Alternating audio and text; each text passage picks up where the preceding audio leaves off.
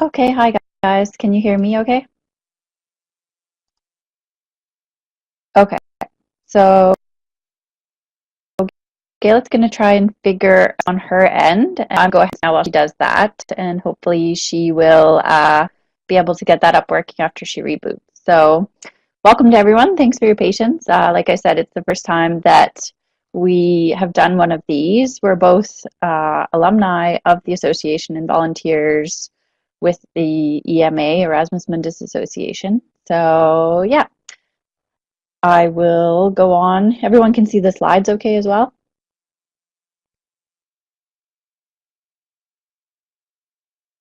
Perfect. All right. So, as most of you know, I guess most of you have already been accepted to your programs and know where you're going next year.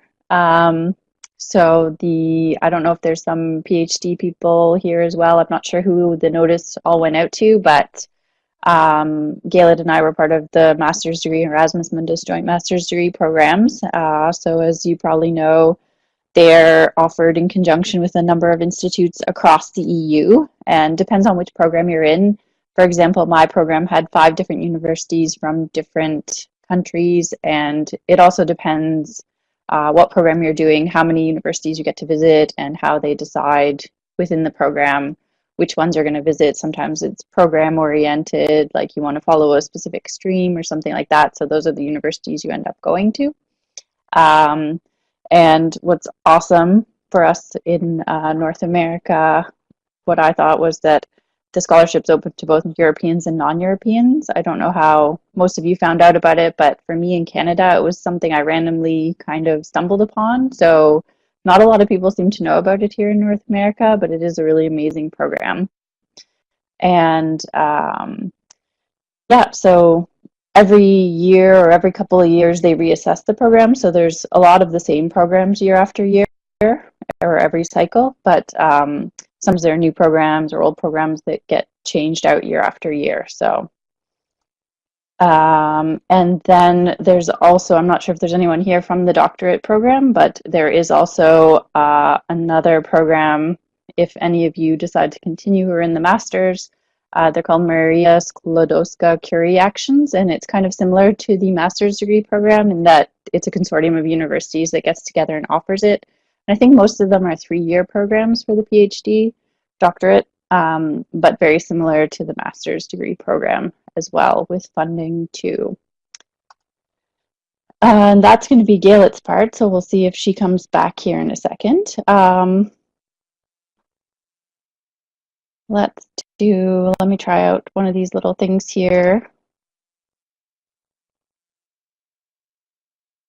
It's a little thing where we can do a poll.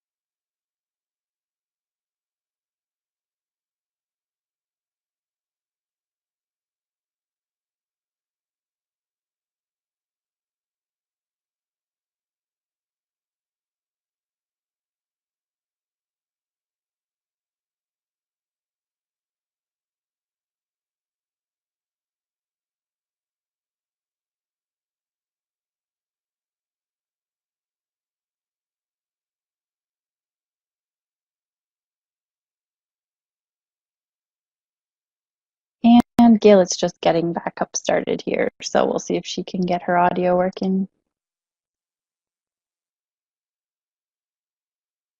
Looks like people are going a little bit all over the place.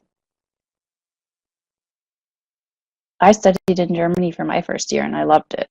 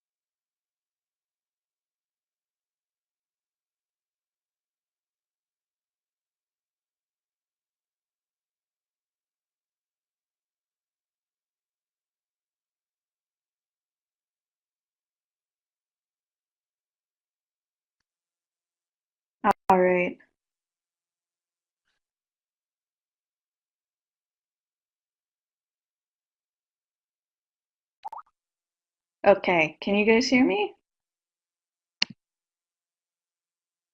Yes! Okay, awesome.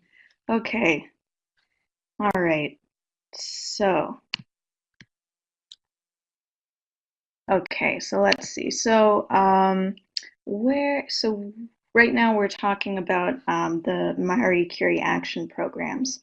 Um, us, okay. Okay, great.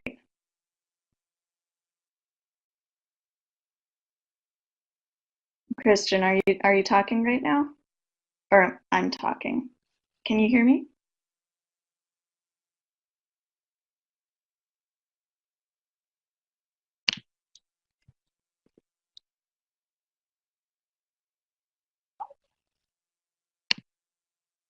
Okay, awesome. Okay, great. So I will just jump right in at the slide right here. So the Marie Curie Action Programs, um, they're another one that is funded by the Erasmus program. So far, I haven't met anybody who's participating in one of the PhD action programs, but I know that they're out there, and some of you guys might be participating in those. Um, so that's great. I think a lot of EMA's work is focused on the Erasmus Mundus Joint Master Degree programs. I've met a lot of people participating in those joint master degrees. I myself have just finished a joint master degree program. How many of you are participating in master degrees? Okay, okay, okay, great. So I think that what we're going to be talking about in this presentation today applies probably both to the master's and the PhD. So that's great. All right, so I'll start with a brief introduction of myself. Thank you so much for all of your patience with the technical aspects. My name is Galit. I am the country representative for the US chapter of EMA. And I just finished the Euroculture program, as I mentioned. My specialty is in the transatlantic relationship and European politics. So that program sort of focused on that, and it's been really great to be in Europe for these last 2 years, especially studying that issue. I actually studied both in Krakow and in Germany. Right now, I'm living in Göttingen, which is a small town in the middle of Germany, and I was also at Jagiellonian University for 6 months for my program. And then my program offered the opportunity to take an internship semester, which I suspect a lot of your programs will offer as well. And we're going to be talking about that a little further on. But I did my third semester for my internship in Washington, D.C.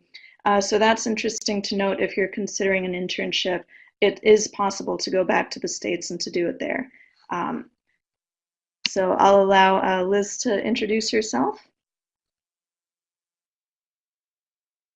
Let's see if the sound is working.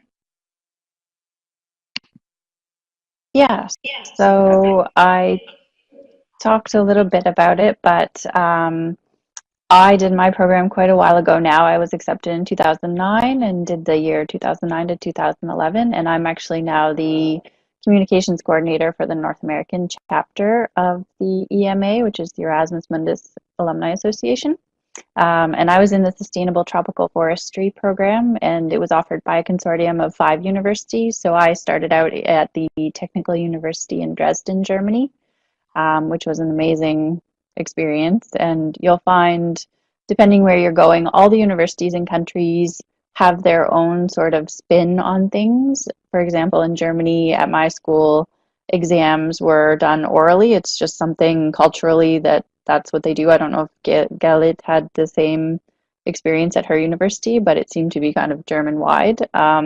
Whereas for my second year at the Agro-Paritech in Montpellier in France, totally different culture, totally different kind of way that they did lectures. But so that's part of the cultural exchange as well. You get to see how different universities in different countries run a master's program and offer coursework and stuff. So it's really interesting. Um, and yeah, some universities offer language courses on the side. I was doing German.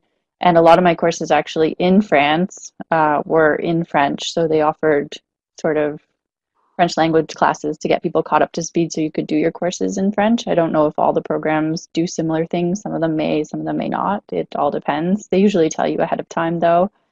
Um, and yeah, so afterwards I came back to Canada. I did my sort of internship uh, with the French research development organization in Morocco, and then kind of had the choice to stay in Europe or come back to Canada, where I'm from. So I chose to come back to Canada and work here, but it's definitely been a great experience that I've taken with me everywhere, and I share as much as possible with everyone because I highly recommend it. So, yeah, that's about it for me, but I'm happy to discuss any experiences I had, and I'll turn it back over.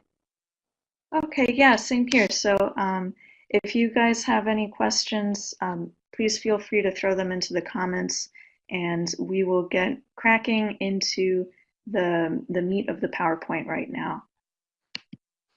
Okay, great.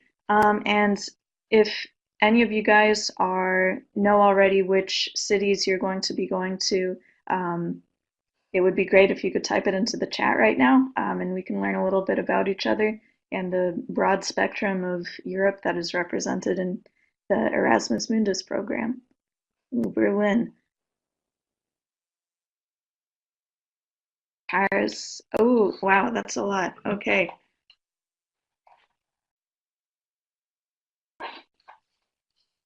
Ah, that's really cool. Yeah, like Liz was saying, you're definitely going to find some differences in the education systems between your programs in your different countries. It looks like almost everybody is going to be in multiple places. I see, um, yeah, some of you guys are going to three or more countries, which is amazing. My different programs offer opportunities for different ones. So what we're going to be discussing is mainly six things. We're going to be talking about formality issues, visa issues, money issues, dormitories, living in the countries, just some basics about what it's like to be studying in Europe, a little bit of insight on paving your path for after graduation, a little bit about EMA in case you're interested in joining, and we can do a Q&A and answer some of your questions, and we'll give you our contact info as well at the end of the presentation. Okay, so formalities are important, and that's what we're going to start off with. First of all, the visa issue. How many of you guys are having visa issues? Hopefully you're not having visa issues right now because it's getting kind of late in the game. Okay. Okay. So some people are waiting. Some people have it. Some people are having some issues. Oh, FBI background check. Okay. Okay. So what you should do with visa issues is if you're not in touch with the embassy, you should be in touch with the embassy. Also, your university, sometimes universities can be more or less proactive. A lot of the times, I had some colleagues who studied in France, for example, who had some issues with the visa, and the university didn't have a lot of experience dealing with visa things. Sometimes you need to sort of nag your program to help you with it. Hopefully, they're helping you with it. Hopefully, the embassy is helping with you with it as well.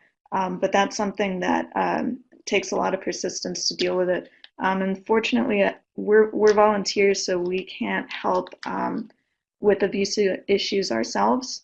But we really recommend getting in touch with, well, I guess it depends. I would say embassy, but if you are currently I'm responding to Rachel's question. If you are currently based in an area of the States that only has a consulate, I would talk to them definitely and see what they say.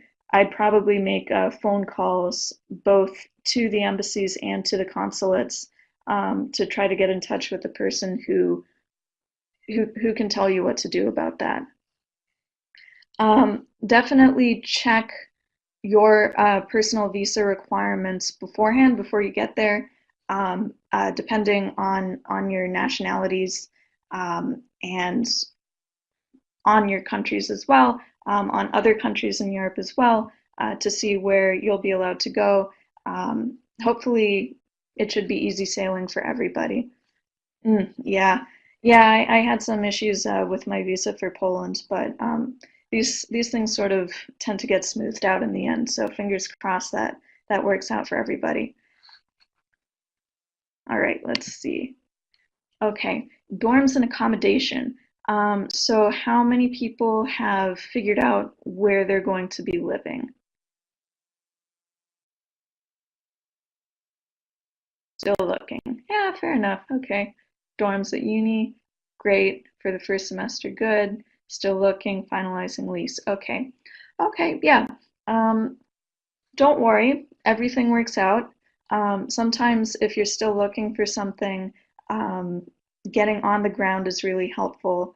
You can stop at a hostel for a couple of days. Another thing that is really good is to ask your program coordinator if they haven't been in touch with you already. Um, they should be able to help you somewhat with that. Um, if you guys have Facebook groups for the programs that you're in, if you're not already part of your program's Facebook group or other social media thing, you can join that.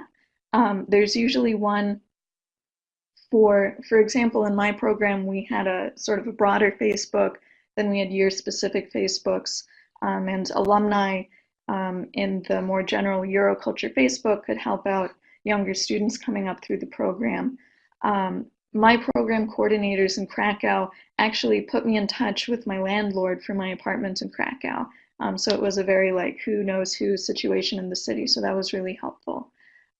University affiliated Facebook groups can either be a great way to find housing. For example, the international students page, the Erasmus page for your university, they usually have people searching for roommates and talking about these things. University websites might have some information on where to get housing. That's universities can usually obviously help with dorms, but they also sometimes have sections for international students where they answer questions about housing issues. My university in Germany had that sort of information.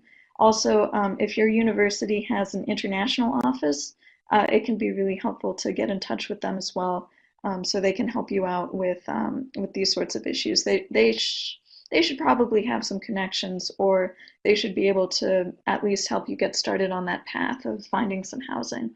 But if you're still looking, have no fear. Um, Things usually work out, and it is definitely a lot easier to find stuff once you're on the ground over there, wherever that's going to be. All right. If you're going to Germany, a good website to look into is called wggesucht.de, and that is sort of like a roommate flat share website for the whole country. And that's how I found my roommate when I got to Germany, actually. Different countries might have different versions of that. Unfortunately, I personally don't know of other websites for other countries, but perhaps out there in the ether, there's some more information on that, for example, in the Facebook pages. Student associations can also be helpful. There's the ESN Association, EMA. Again, you should register for EMA, and it's a platform to connect Erasmus Mundus students. So there might be some more sort of general knowledge floating out there within our platform that you can tap into. When you rent something somewhere, it's always good practice. Read the contract, understand what you're getting into. maybe do a bit of asking around about the rooming situation in your country, maybe some like legal loopholes, etc., that you don't want to necessarily find yourself on the wrong side of. That's generally a good practice. Also, depending on your country, you might have to go through some bureaucratic steps like registering with the municipality. For example, in Poland, I did not have to register with anybody. In Germany, once you get into Germany, you have to register with your district to let them know that you're there. So that really depends country by country. So you should definitely keep an eye out for that. Another thing that's generally good practice, be clean and mind the dates. Some places are more strict, some are not. It's always good to stay on your toes. Just make sure that there's no reason for trouble on your ends, and that can help you out if any sort of tricky situation with your rooming comes up. Okay, let's see. All right, studying in Europe. A few tips and tricks from us on how to do that. Okay, so one of the things that I noticed once I got to Poland was, I suppose you always know it's going to be different when you go study in a different country, but it's hard to understand what that means until you're there and you're living it, you're feeling it, you understand what that difference in culture translates into on the ground. For an example, in the countries that I studied in, that led to a much stronger sense of formality, a much more formal relationship between professors and students than I had been used to in the States. In the States, I'd had, seminars where you call the professor Tom, and like he takes you out for dinner maybe or something, and you can joke around in class a little bit. For in This might not necessarily be the case in your country or in your classes, or maybe it will be. It's hard to say.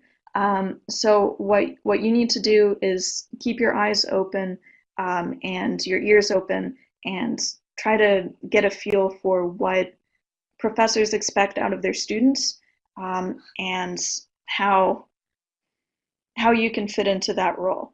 Um, Even though the professor-student relationship might be more formal than you're used to, I definitely found in my universities there was still a lot of opportunity to connect with professors, to work with them, to have conversations with them in office hours, and to to get recommendation letters, and to work with them in a way that I found was very ultimately just as beneficial and as educational as was in the States. So don't worry about it too much, but just keep an open mind, and keep your eyes open as well. Another thing, maybe Liz has some stories about this as well, but bureaucracy is different. Not necessarily worse. Sometimes it is worse, but it will be different, and it's really hard to deal with. Sometimes you'll just want to pull your hair out, but that's all part of the process. It's totally normal, and you're going to learn how to work with the bureaucracy, and everything will work out. But it might be difficult at times. Um, Certain things like um, you need a very specific paper with a very specific signature and a specific pen color. Your professor gives you the wrong one. You miss the deadline. You have to go get it back. Like, it doesn't matter. Like, the rule is very strict, and like things like that. Don't let them drive you crazy, but go with the flow.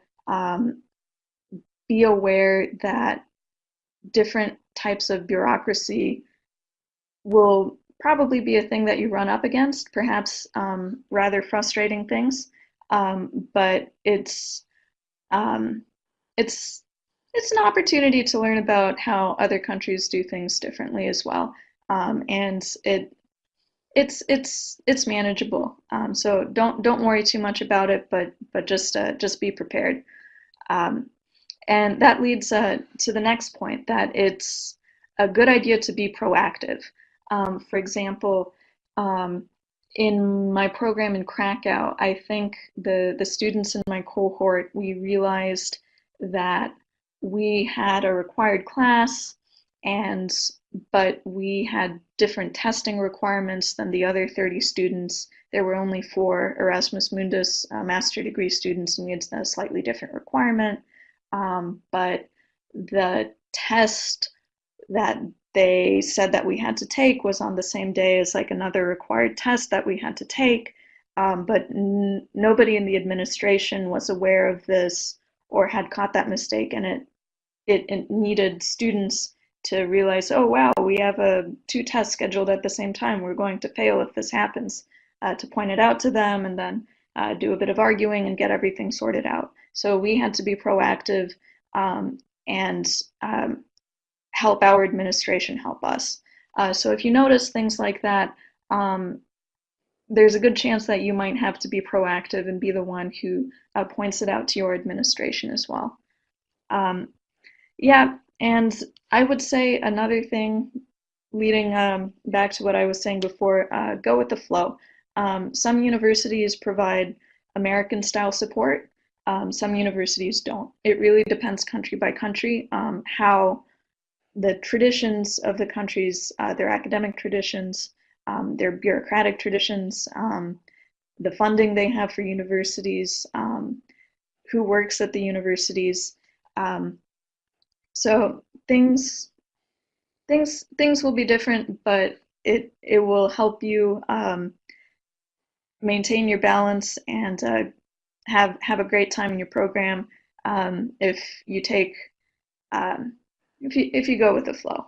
So sometimes that's easier said than done, but I'll leave that as my point.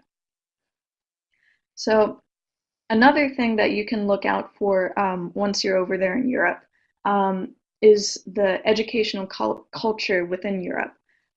As graduate students, there are a lot of opportunities open for you. For example, just under the Erasmus umbrella, there are tons of funding opportunities, conference opportunities. For example, if you join EMA, you have some opportunities on that regard. There are lots of conferences, there are lots of paid conferences, there are summer schools, there are like weekly intensive courses, there are courses over winter breaks. There's a lot of stuff to do. So I've done a lot of things while I've been over here, and I've really appreciated the opportunity to do that. So I'd recommend keeping your eyes open for those. Sometimes your universities can also mail you out information about these programs, and your professors might know about them as well. So if you're not hearing anything from your university's front about conferences and things of that sort, and you're interested in doing those things, maybe reach out to them, and maybe someone knows what's going on, and that can spur them to send you some information. Yeah. And And I was just going to say, so sorry. Well, you can also sometimes, if it fits like a conference and you see that it's coming up and it fits with your program, depending on the school and the administration and what you've got going on, they might be open to the idea of you leaving and being absent for a couple of days. We did that, I know, because our program had a very climate change focus, and the year that I was in Dresden was one of the COP conferences in Denmark, and so they were completely on board with us going for a few days up to Denmark to be a part of that conference, even though I think it was just the Erasmus students that ended up going, because you end up a lot of the time being in a bigger master's group with people from other scholarship programs as well. But yeah, definitely if there's something that interests you, it never hurts to ask and see if that can be worked into your program in some way. They're often very receptive to that kind of thing. yeah, I definitely agree. I actually got to skip the last 2 days of class um, here in Germany, because the opportunity for a conference came up, and I was able uh, to present that to my professors and get that time off. to go to that. Another thing I would recommend, build relationships with people in your peer group and with your professors. Professors can be really good references in the future. Your peers, now we're all at the graduate level, so your peers are going to be your peers probably outside of the program as well, as you all enter into the same fields. So definitely look to see what connections you can make there, and what connections you can make in Europe especially. That will be very helpful for the future. So there are also some students associations that you can look into once you're over there. Um, these can be used both for purposes of meeting new people, making new friends, and for more business-oriented purposes if you're into that. For example, the ESN, the International Erasmus Student Network, that should probably be at your university. It's all across Europe, and it's a way for Erasmus students to meet each other. When I was in Krakow, I found there are also the Erasmus students at the bachelor level. So ESN is a way is utilized to meet up at that level as well. But it can also be used to meet people at the graduate level. So feel free to look into that as well, whoever you're interested in meeting. Other organizations you can look into are the Asset Organization and AIES-EC, which are more business-oriented organizations. Okay. Okay, so one of the best parts about studying in Europe, at least I know it was for me, and I assume might be for some of you as well, is the opportunity for travel. And as a student, you can do a lot of travel. Things that you should look into while you're traveling: student discounts. You can find them all over the place. It takes some looking, but they're there. Budget flights is another great way to get around. I heard that there were 40 euro flights from Germany to London the other day. I'm looking into getting myself one of those, but keep your eye out for opportunities like that. Yeah, as Liz just posted, those are all great for getting really, really affordable flights. Student and association trips is a good way to get around with your peer group as well. We have a Facebook link here on the PowerPoint, facebook.com/pm2am.trips is a way to get involved in some trips. And your local ESN chapter will have information about trips and outings as well that you can take part in.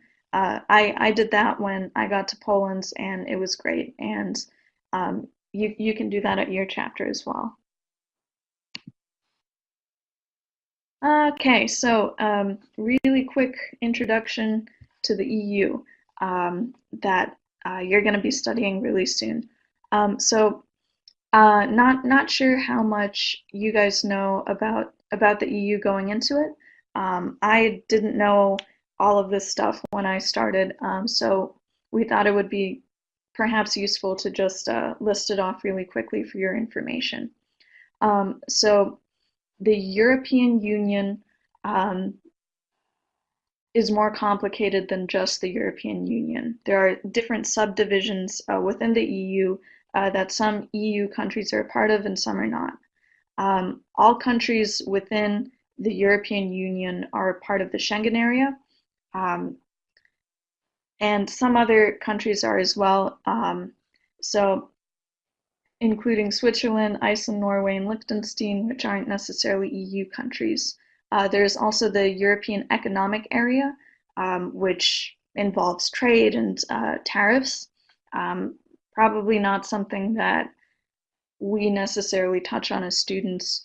The Eurozone is sort of the EU, but it's also its own thing.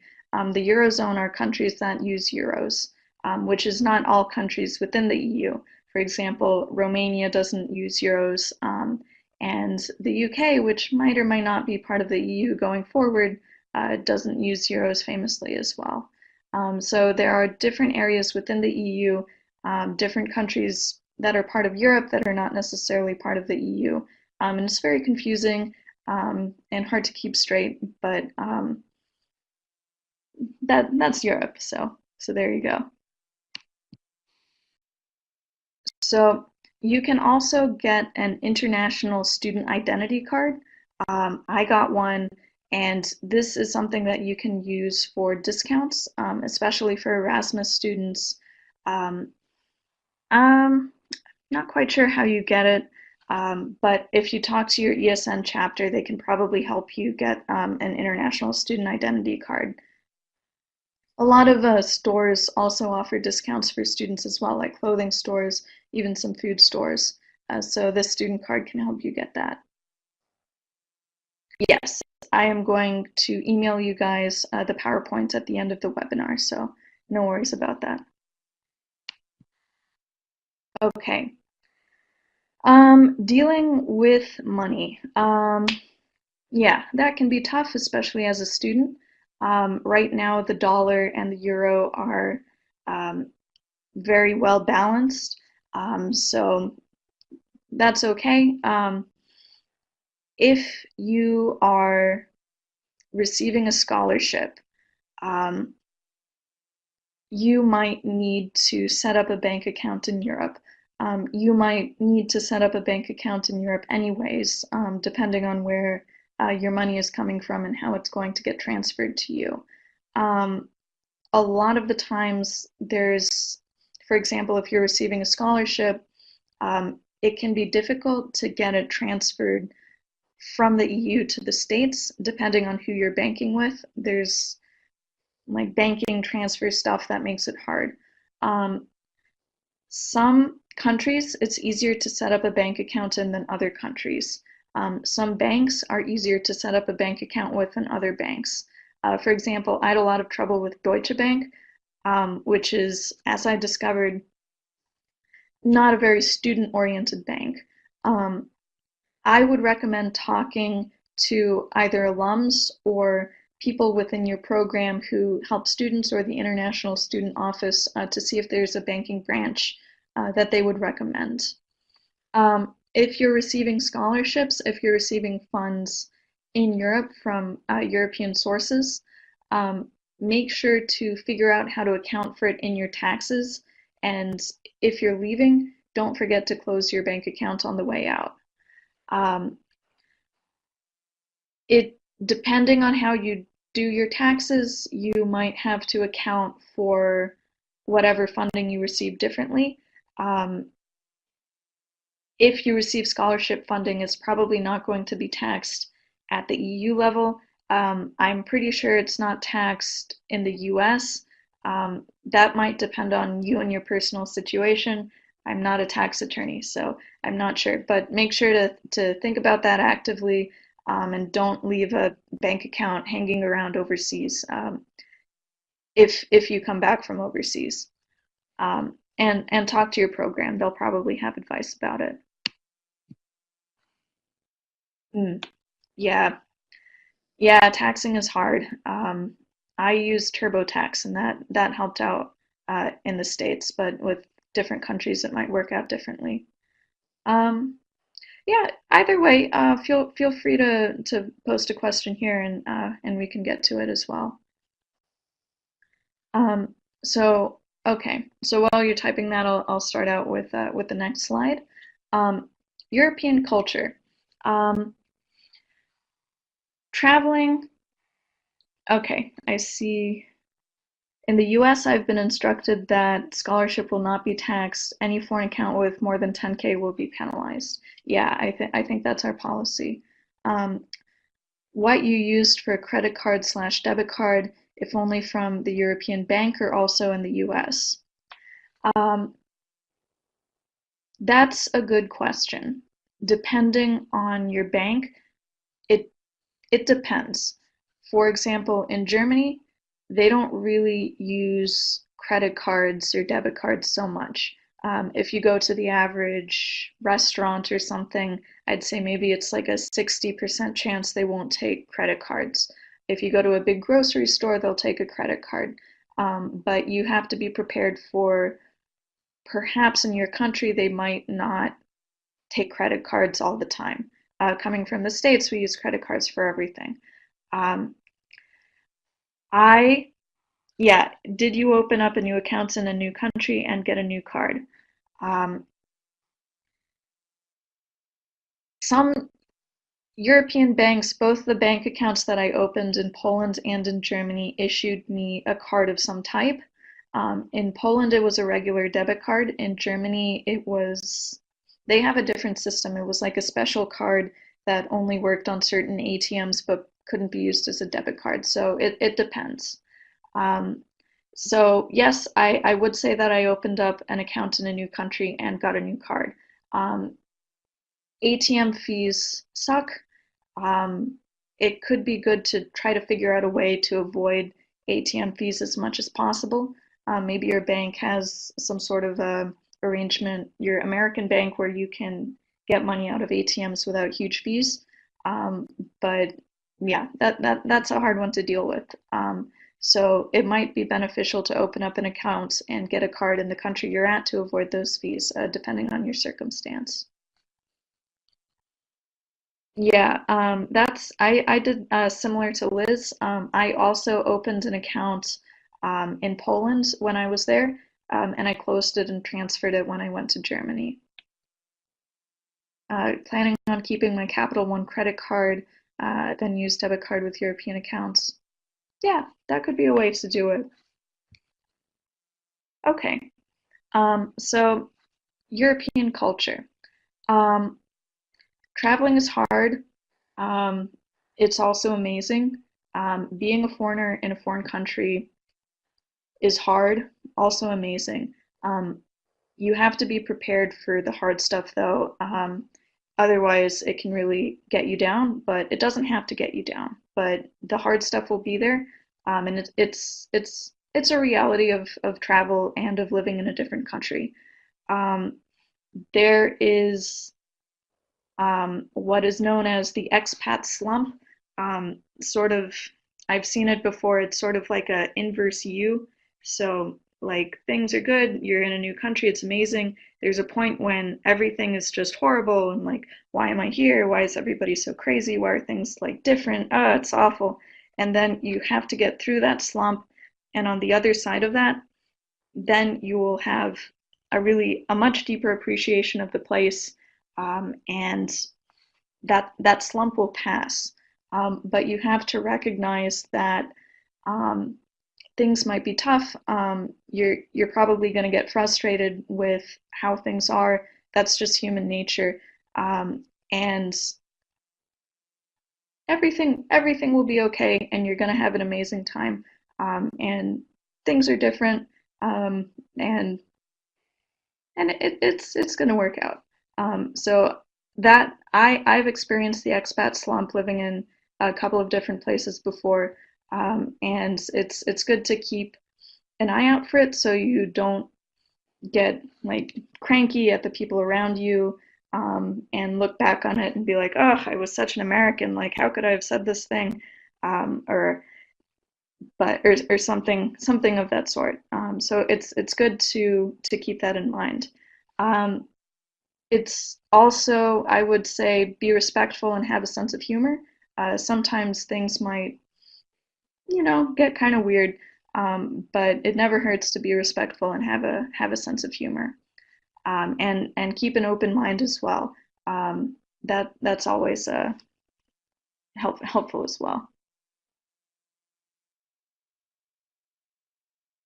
Okay. So really quickly, European Union values, it's really hard to say what that means, what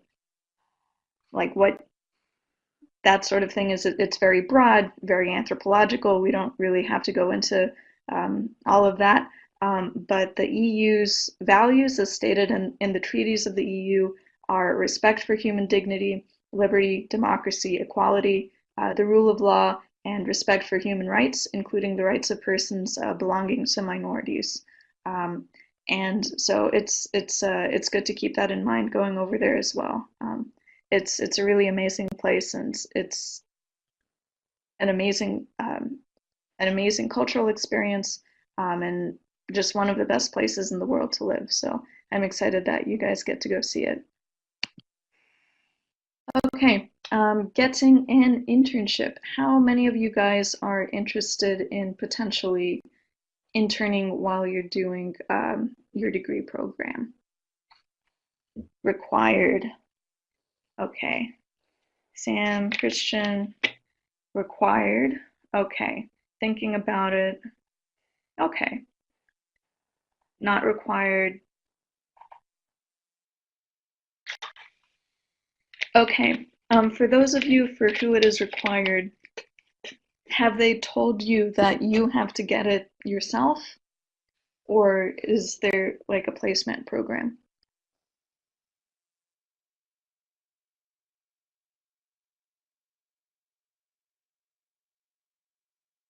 Okay. Well, not sure about that, but it's interning in Europe can be difficult.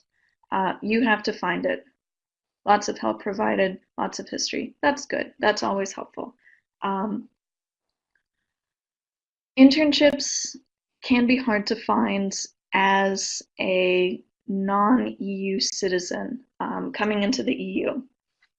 Um, it is possible to find them.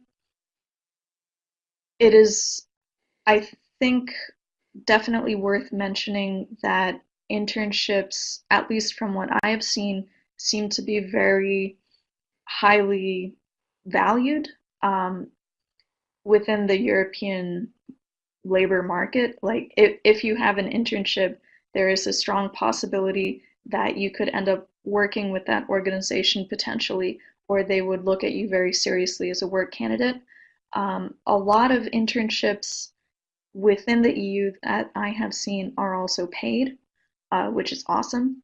I think these are two things that are kind of different from what it's like being an intern in the States, where it's often, nah, you're getting everybody coffee and they don't pay you. In Europe, um, yeah, in some countries it's legally required to pay interns a minimum, which is awesome. Um, and from the internships that I've seen my peers get and that I got um, with EU organizations, we found that we were very respected. We had really awesome opportunities to get real work done, and we found that it was a good experience. Um, um, it can be hard to find in the EU, though.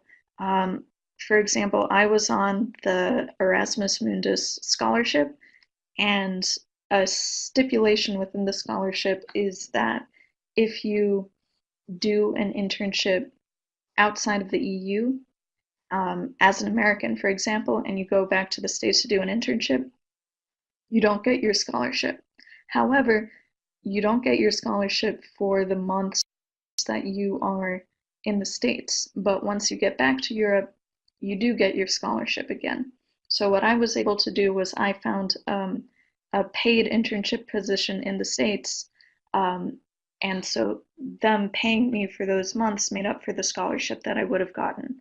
Um, your program might stipulate that you're not allowed to do an internship.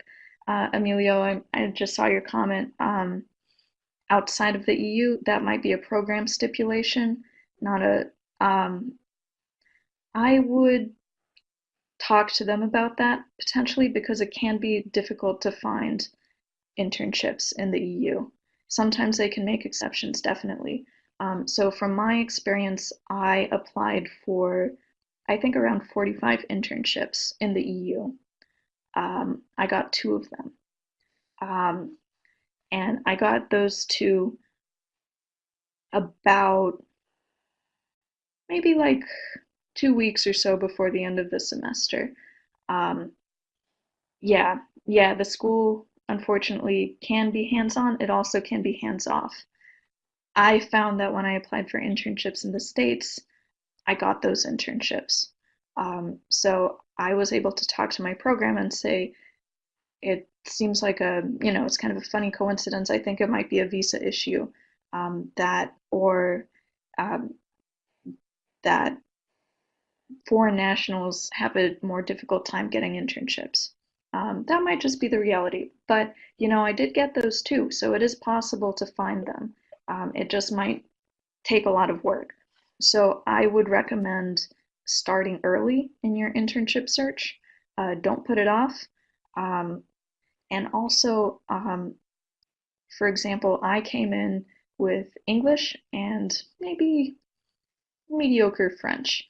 I would say that in a European context, it is very helpful to know a language, a foreign language.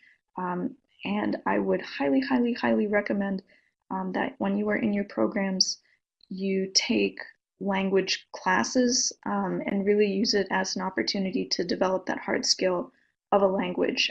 If the classes are offered for free, great opportunity to learn a language, and that if you're interested in working in Europe in the future, having strong language skills will help. Um, are there typical time schedules for internship? Um, I think it depends.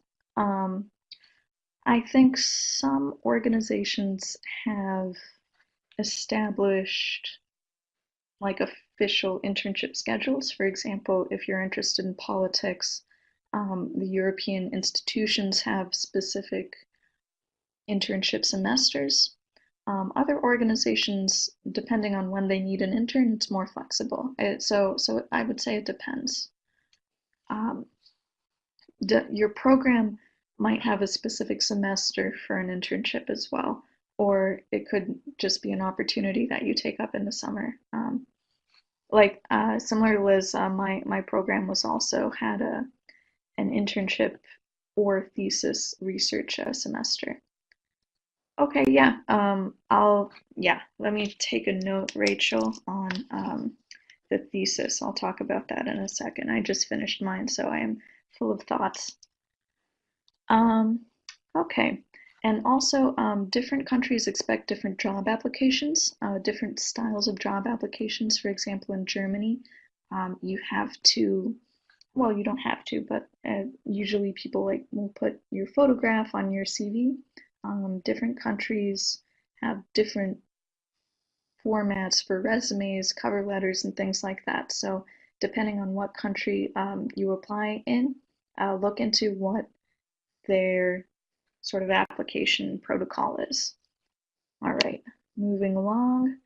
Okay, so if you are interested in working in Europe after you graduate, um, visas are hard. Look up the visa requirements for your country. For example, here in Germany, if you graduate with a German university degree, you are eligible for a 1-year German work visa, which then you have to apply for. Other countries might have similar things or not. It depends on your country. All right, see you later. Okay. Also, if you're looking for jobs, talk to your international office, talk to your program. Your university will probably have a career center. Talk to your alums. Take advantage of all of those resources and talk to everybody and see what you can get. Once again, the language skills. Sarah, it depends on your country, I believe. In Germany, if you have a university degree, you do not need a job offer to get the work visa. Other countries, I think you probably might need a job offer to get the work visa. Um, so it depends. Some countries are a lot stricter than others, and so there's probably 28 different answers to that. So yeah, it can be tough. Um, and if you are interested in coming back to the States to find a job after the program, um, you can develop specific skills within the EU that are translatable to a US market. For example, learning about EU regulations, learning about EU standards of practice for business, things like that. It's really helpful to have that sort of direct knowledge. So keep an eye on that when you're looking for jobs, if you look for jobs back home. Okay. Um, some university things that that you can look into for finding a job. Look for guest lectures. Um, Guests typically come to the university hoping to engage with students at least on some level. Maybe after the lecture, go up to them, give them your card or your resume. Um, if you want to, maybe it's a little desperate, but it can be an option for trying to make a connection and seeing if they want an intern or something like that. Universities will also probably offer company days and job fairs. I know both of my universities did a lot. That can be a great opportunity.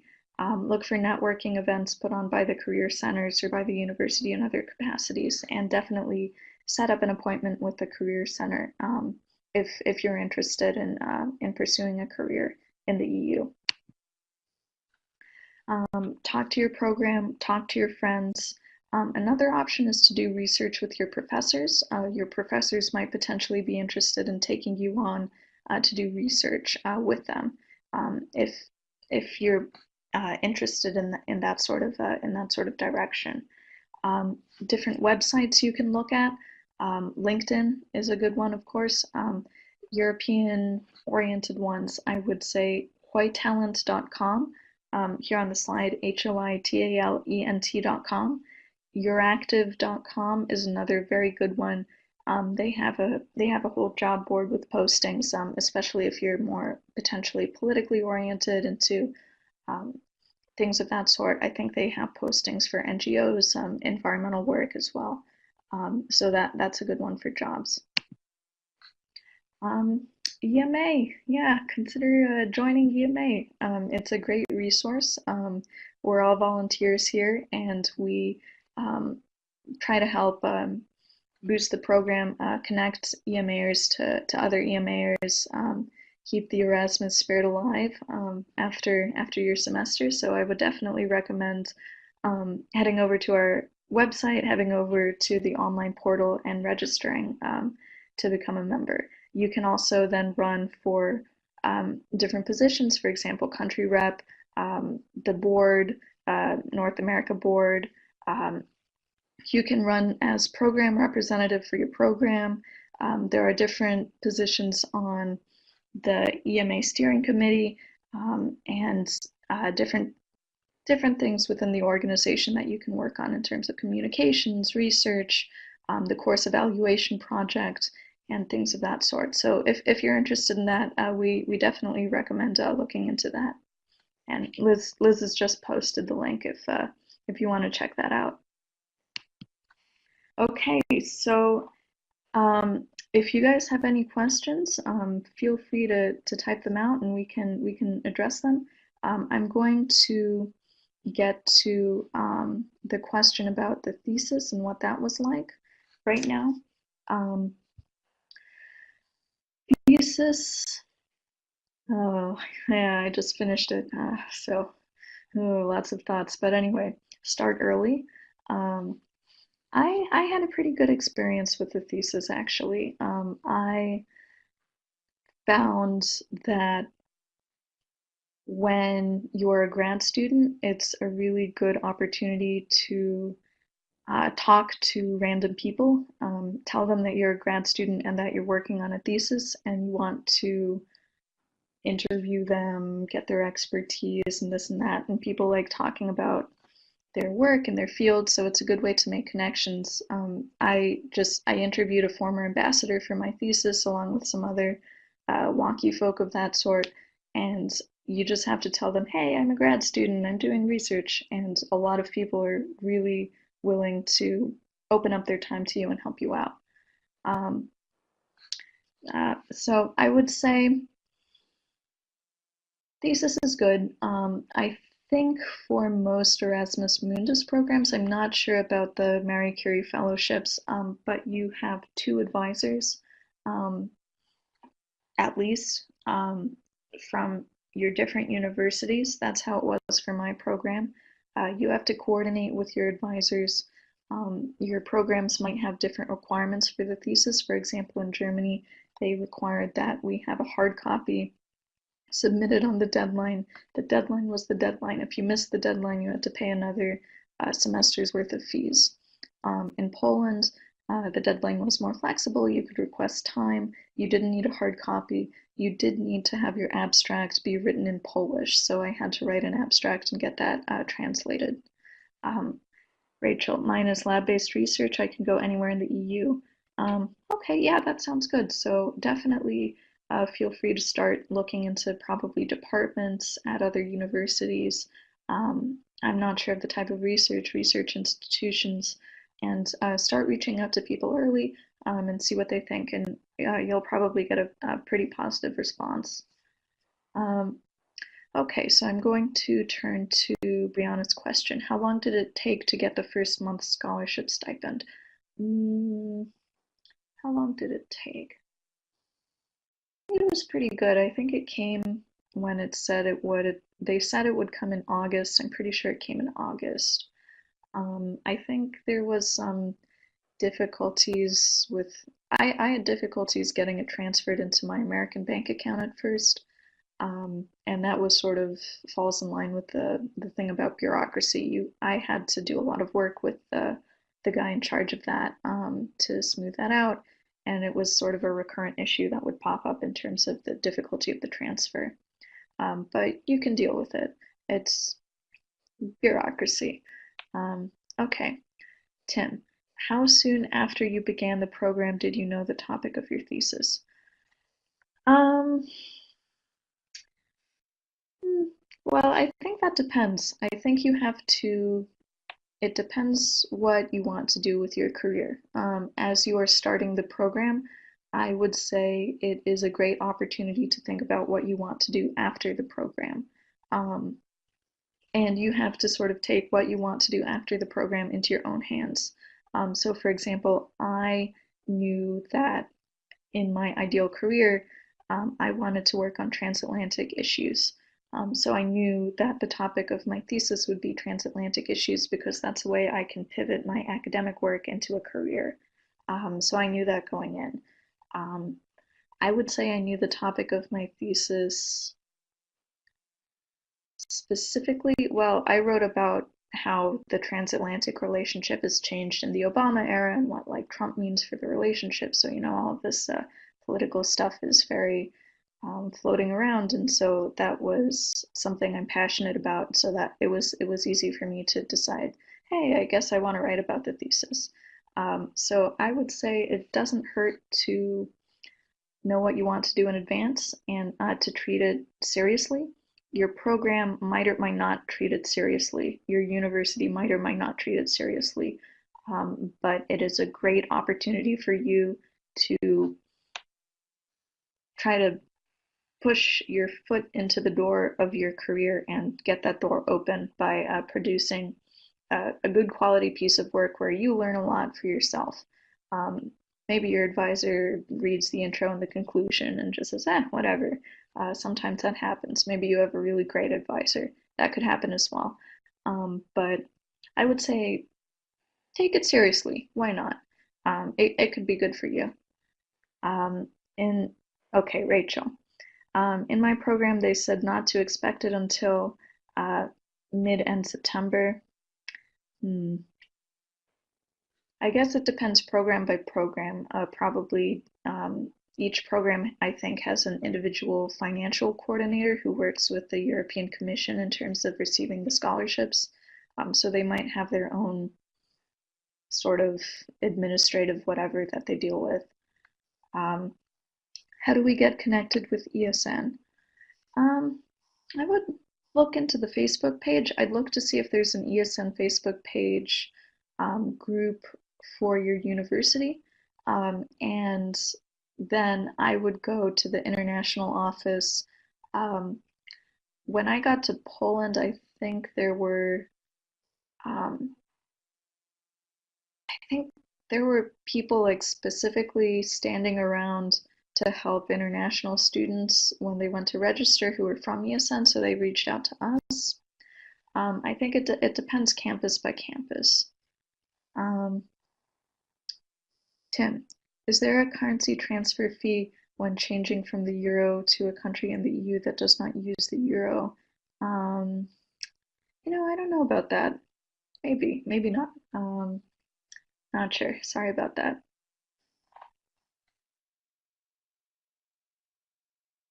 Generally, yes, if you go to an exchange booth, but some banks that you can withdraw from ATMs in the other country. Okay.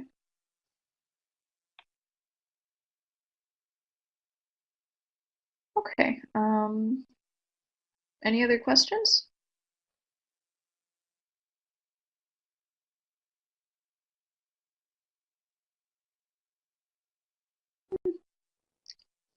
I guess we're all right. Well, I will. Best event we went to. Health insurance. Okay, two good questions. Um, hmm. Liz, what do you think the best event you went to was? Um, Um, Oktoberfest? yeah, that's a good one. No, Yeah, go to I don't Oktoberfest. know. School related or not? It's cultural immersion. Uh, Best event I went to, academic event. Um, well, if you're interested in political stuff, I would say look into, there's a NATO youth conference. I just got back from that. Actually, that was really interesting. They had people from NATO, um, people from the NATO member state where it was hosted in Romania. Um, it was like a model UN conference, but structured around NATO.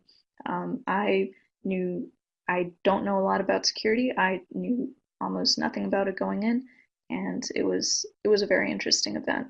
So I would recommend that. I would say Model UN is another really fun one. Um, there's I think there's a lot of that. I think there's like a big Model UN conference, and then different universities host their own Model UN classes, and people prepare really intensively for that. So I'd recommend that as well. Health insurance um, doesn't cover non-urgent health care, considering other options. Yeah, that's rough. I am under Obamacare, still on my parents' health insurance as a US citizen, so that has been helpful for me. I could charge my the health insurance plan that we were on allowed limited coverage for medical expenses um, to be covered. However, there are travel related expenses that you can get as well. Um, I have found if you're coming from the States, I have found that healthcare in Europe is super affordable, super affordable.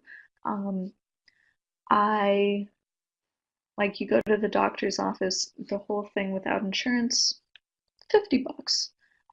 So that was a very pleasant surprise.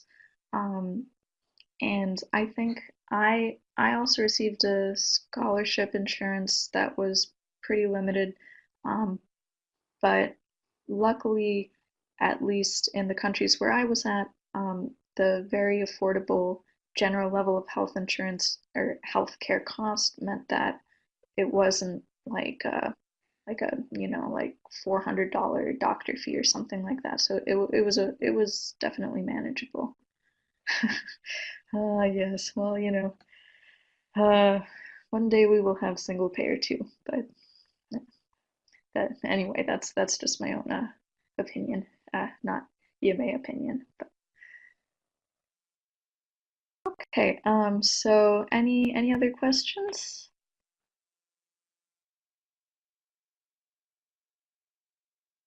Okay. Well, it is. How difficult is it to find a part-time job while you are studying? Um, I don't know. I think it depends on your visa issues in the country that you're in. Um, if you're allowed to work in the country. I get a feeling it shouldn't be too hard. I think it should be manageable. Um, but you'll have to look into the visa issues and potentially talk to your program to see if they could help out. I in Yeah, I found that I had a lot of free time between classes. In Poland, not so much. We were busy all the time.